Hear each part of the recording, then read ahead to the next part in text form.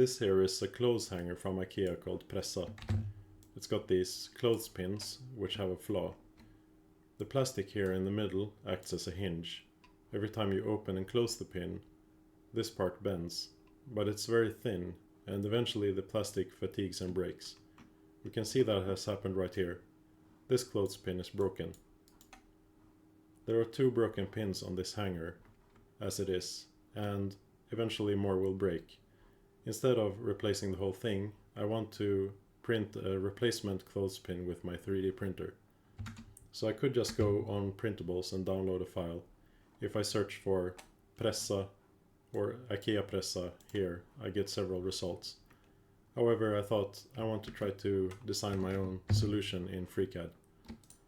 So I came up with 2 versions.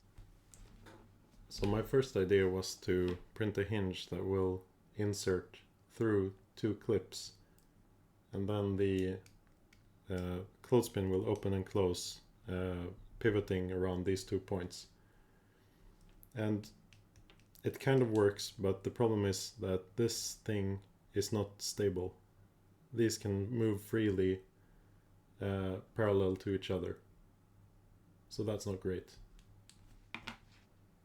My second solution looks like this. Now the parts cannot move relative to each other as much. They can just rotate relative to each other.